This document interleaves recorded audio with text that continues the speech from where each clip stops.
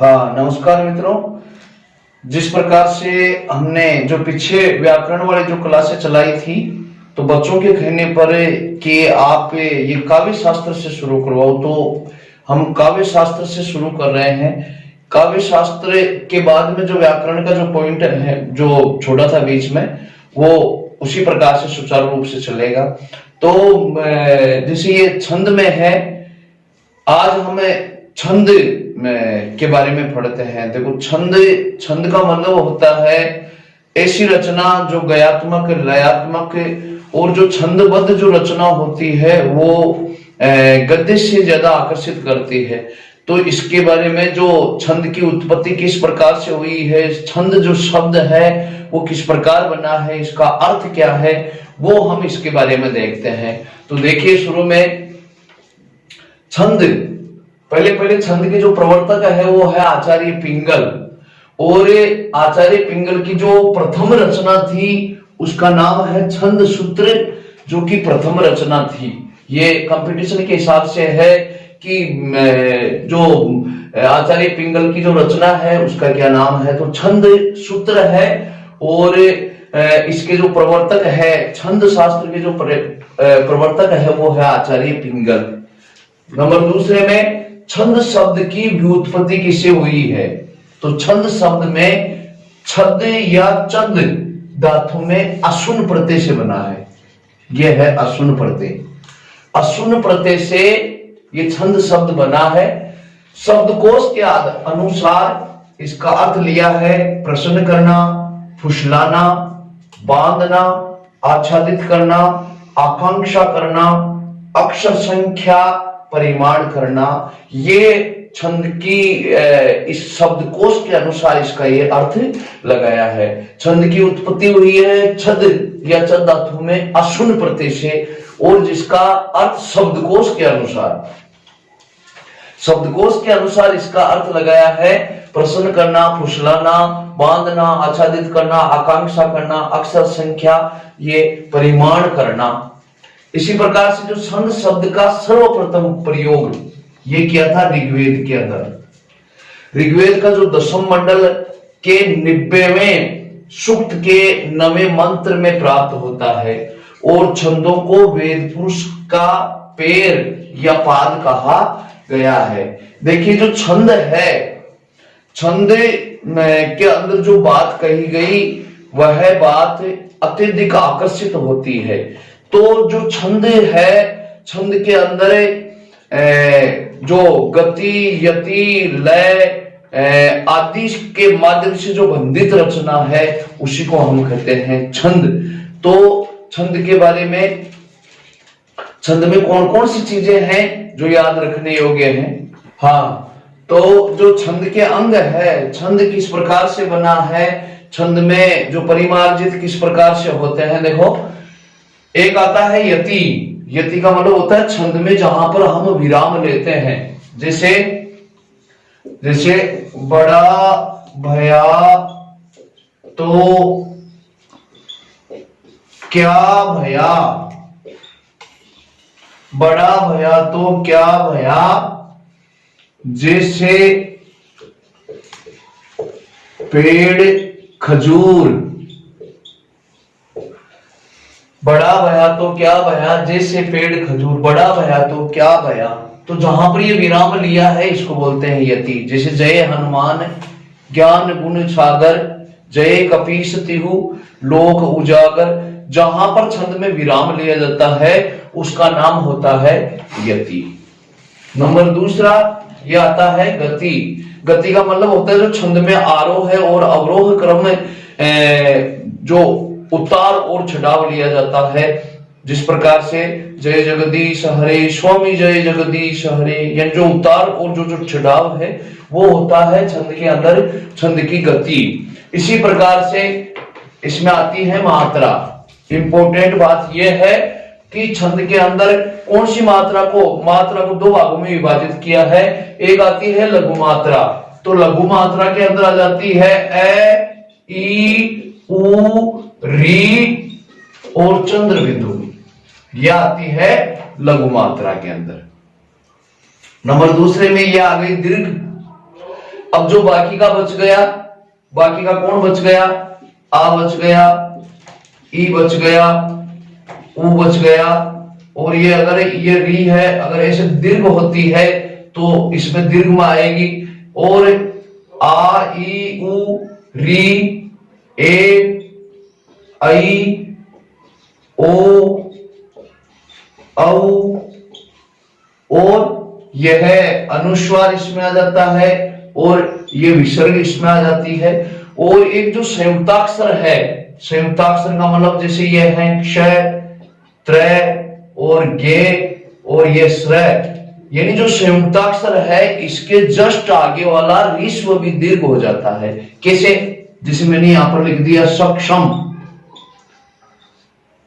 सक्षम, तो ये जो स है ये ऋस्व है, लेकिन इसके आगे ये आ गया संयुक्ताक्षर, तो संयुक्ताक्षर आने के कारण इसके जो मात्रा लगाएंगे हम ये इस प्रकार से लगाएंगे, यानी जो संयुक्ताक्षर है, संयुक्ताक्षर के जस्ट आगे वाला अगर ऋस्व है तो भी दीर्घ हो जाता है, दीर्घ है तो भी दीर्घ हो जाता है, जो संयुक्ताक्षर है उसके जस्ट आगे वाला।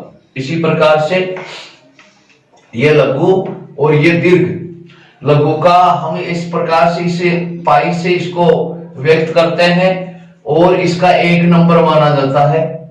जो दीर्घ है उसको हम इस प्रकार से इससे व्यक्त करते हैं और इसके 2 नंबर माने जाते हैं, इसके 2 नंबर मानते हैं। इसी प्रकार से आ गया चरण, जो छंद है उसके अंदर चरण, जैसे ऐसी वाणी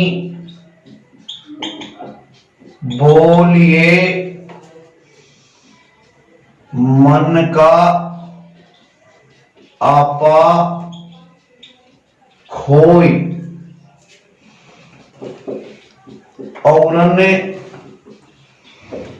को शीतल करई, आप हूं शीतल होय। अब इसके अंदर देखा जाए चरण, तो इसके अंदर चरण हो गए 4। ऐसी वाणी बोलिए, ये यहां पर यति लग गई, 1 चरण। मन का आपा खोय, लीजिए ये दूसरा चरण। औरन को शीतल करे, ये अपना आ गया तीसरा चरण। आप हूं शीतल हो, ये 4 चरण हो गए, यानी ये 2 छंद है तो 2 छंद के अंदर ये 4 चरण हो गए। इसी प्रकार से नंबर 5 में आता है दल, जो इसकी जो दोनों पंक्तियां है वह आती है दल, यानी 1 और 2, इसको बोलते हैं दल। इसी प्रकार से अब इसमें आता है 6 नंबर पे तुक।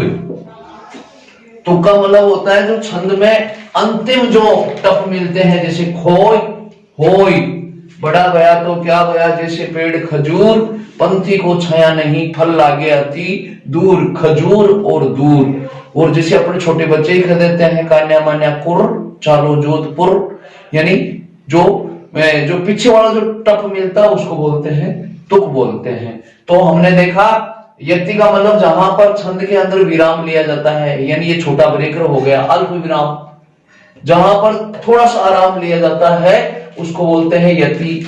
छंद के अंदर आरोह अवरोह क्रम जो होता है उसको बोल दिया गति। और मात्रा इसके अंदर 2 प्रकार की होती है, एक होती है लघु और एक होती है दीर्घ। इसको एक बार देखेंगे, ए ई उ री और चंद्र बिंदु, ये ऋस्व में आती है और बाकी का जो कुटुंब बचा वो इसमें आ जाता है। लेकिन इसमें मुख्य चीज ये याद रखने की है कि जो संयुक्ताक्षर होते हैं इसके जस्ट आगे वाला जो संयुक्ताक्षर आ जाता है उसके आगे वाला जो पूर्व का अक्षर है वह उसका दीर्घ हो जाता है अगर संयुक्ताक्षर आ गई तो।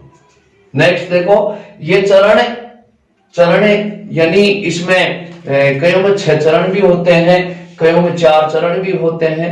इसी प्रकार से जैसे इसके अंदर 4 चरण है, 1 2 3 और 4। अब इसके अंदर कईयों के अंदर चारों सम होते हैं, कईयों के अंदर अर्ध सम होते हैं और कईयों के अंदर एकदम विषम होते हैं। तो इस प्रकार का आगे ये डिटेल हम आगे देखेंगे। इसी प्रकार से दल का मतलब ये दोनों जो दोनों लाइनें हैं इनको बोलते हैं दल। और इसी प्रकार से आ गया तुक, यानी जो छंद के अंदर जो अंतिम जो अक्षर मिलते हैं उसको बोलते हैं तुक। और जो छंद के अंग थे उनमें आता है गण। गण किसे कहते हैं? गण बोलते हैं 3 वर्णों के समूह को गण कहते हैं। 3 वर्णों के समूह को,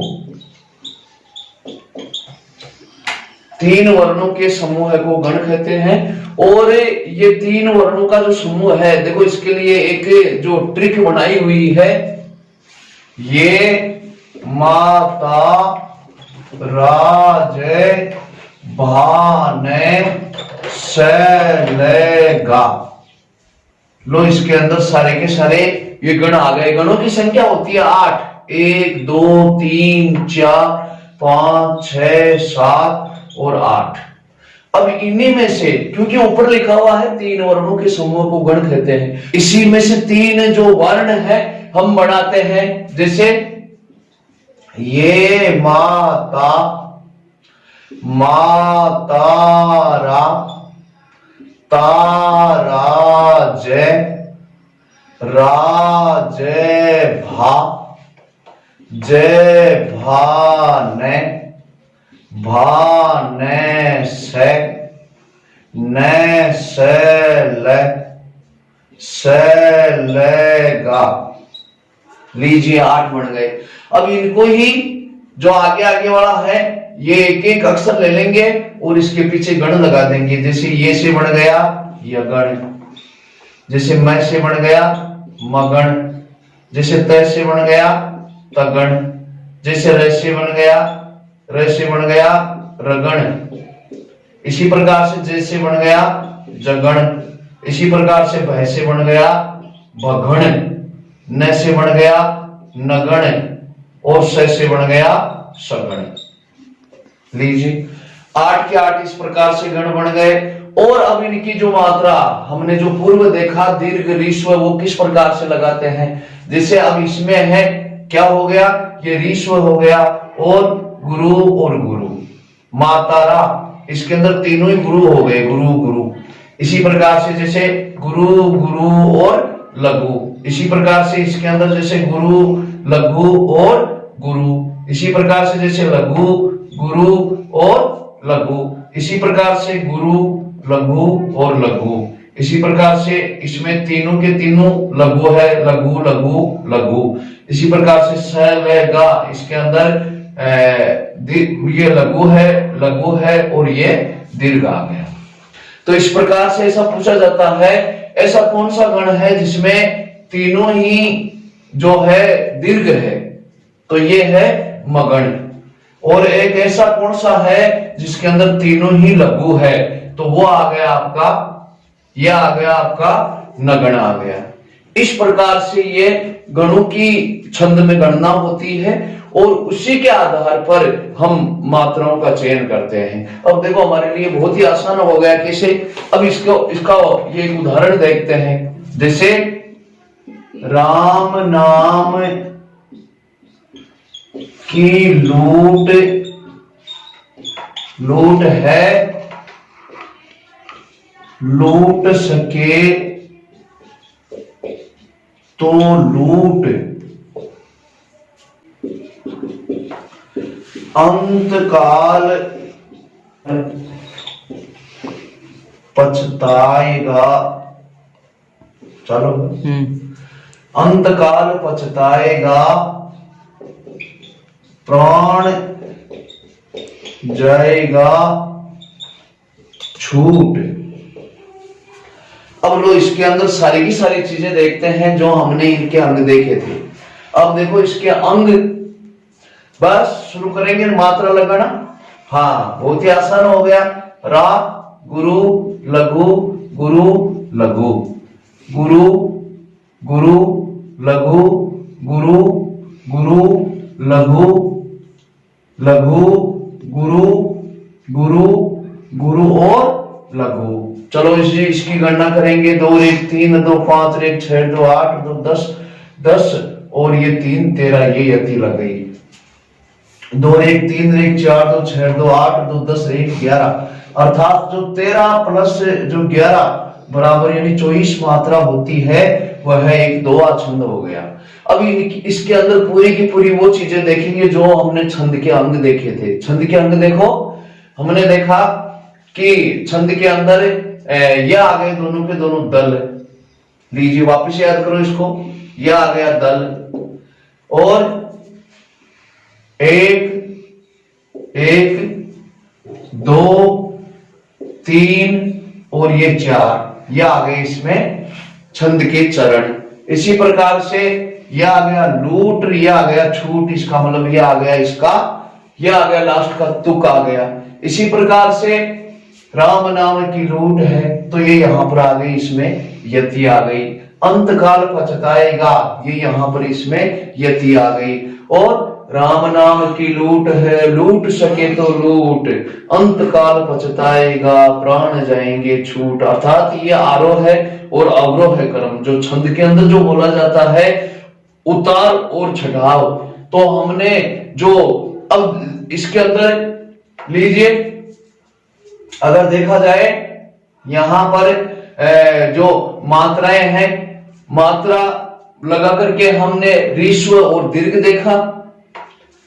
पीछे का ये तुक जहां पर मिलता है, जो टप मिलते हैं उसको हम तुक कहते हैं। इसी प्रकार से हमने देखा कि ये दोहा छंद है, तो जो छंद के जो अंग हैं वो अंग किस प्रकार से यहां पर इस दोहे में काम कर रहे हैं वो हमने देखा।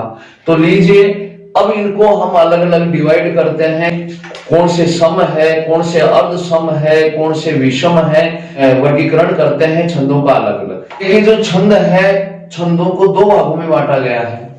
जो छंद है उनको 2 भागों में किस प्रकार से बांटा गया है, इसी के अंदर हम देखें। यह आ गया वर्णिक छंद।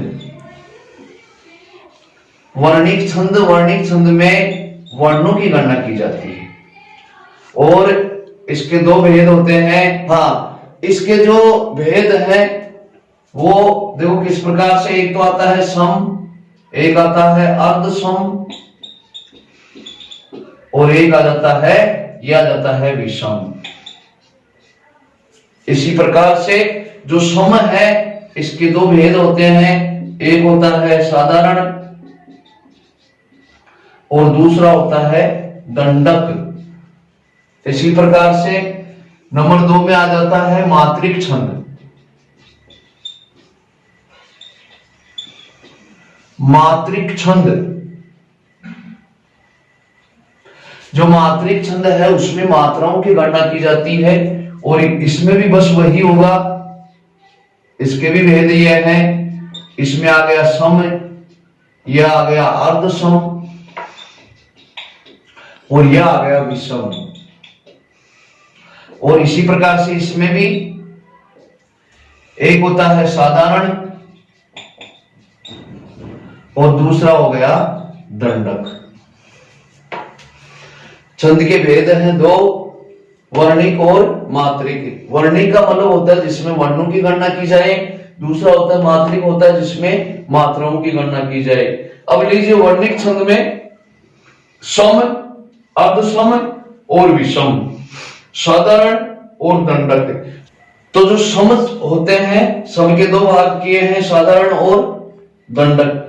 जो साधारण वर्णिक छंद है उनमें 1 से 26 तक जो वर्ण होते हैं वो साधारण की गणना में की जाते हैं और जो 26 से ऊपर हो गए वो आ जाते हैं दंडक में। इसी प्रकार से जो मात्रिक छंद है उनमें जो साधारण है 1 से 32 तक की जो मात्रा होती है वो आती है साधारण में, और जो 32 से ऊपर हो गई वो आ जाती है दंडक में। तो अब इनको हम अलग अलग, कौन से साधारण है, कौन से दंडक है, कौन से सम है, कौन से अर्ध सम है, कौन से विषम है, इस प्रकार से इनका वर्गीकरण करते हैं। लीजिए जो छंद के बारे में हम देख रहे थे, छंद जो मात्रिक या जाति छंद उनमें कौन कौन से आते हैं, जैसे है आर्या है, दोहा है, इनमें मात्राओं की गणना की जाती है। नंबर दूसरे में जैसा देखा हमने वर्णिक या वृत्त छंद, जिसे मात्रिक छंद है इसका जाति छंद भी इसको कहते हैं, और वर्णिक छंद है इसको वृत्त छंद भी कहते हैं। अब देखो वर्णिक छंद में कौन कौन से आ गए, जैसे आ गए शिकरणी आ गई, मंदाक्रांता, इंद्रवत, वज्रा, शार्दूल, विक्रीडितुम, द्रुत, विलंबित, और ये जो सवैया है ये वर्णिक छंदों के तहत आते हैं। सम छंद बहुत ही इंपॉर्टेंट बात है। सम छंद कौन से है, चारों चरणों में जो समान लक्षण हो उसे बोलते हैं सम छंद। मात्रिक में सम छंद कौन कौन से आ गए, एक तो आ गया चौपाई, रोला, गीतिका और हरि गीतिका। इस प्रकार का प्रश्न आता है निम्नांकित में से कौन सा सम है, कौन सा विषम है, कौन सा अर्ध सम है। तो इसी प्रकार से एक ही जगह हमने इनको अलग अलग वर्गीकृत किया है। मात्रिक जो है वह है चौपाई, रोला, गीतिका, हरि गीतिका। मात्रिक में तो सम है ये, और जो वर्णिक है उसमें आ गया शिकरणी, मंदाक्रांता, द्रुत, विलंबित और सवैया, मालिनी, बसंत लिखा, ये आते हैं वर्णिक छंदों में जो सम छंद है। दीजिए नंबर 2, अगला देखो नेक्स्ट, अर्ध सम छंद कौन से आते हैं। अर्ध सम जिसमें कि 2 चरण है वो अलग है और 2 चरण है वो अलग है।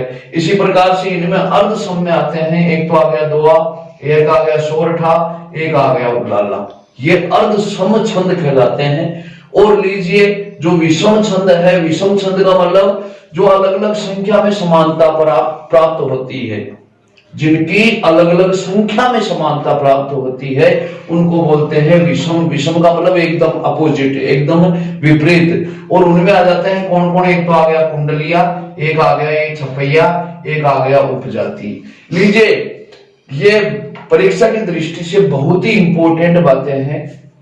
सम, अर्ध सम, विषम, इसके बारे में हमने विवरण लिया। अगली क्लास में हम इनको सभी को वर्गीकरण के आधार पर इनका अलग अलग परिचय लेंगे, और मुझे आशा ही नहीं पूर्ण विश्वास है कि आपको जरूर समझ में आएगा।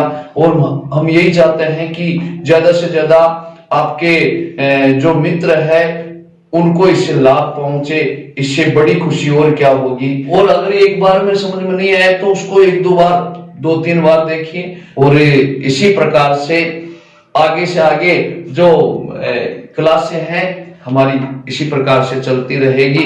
और जो हिंदी का फर्स्ट ग्रेड, सेकंड ग्रेड, और जहां पर भी ये साहित्य से संबंधित पूछा जाता है, मेरे हिसाब से कुछ भी नहीं छोड़ेंगे। हम जड़ से लेकर के उसको शुरू करेंगे और पूर्ण विवरण के साथ में देखेंगे। अगली क्लास तक सभी को धन्यवाद। जय हिंद, जय भारत।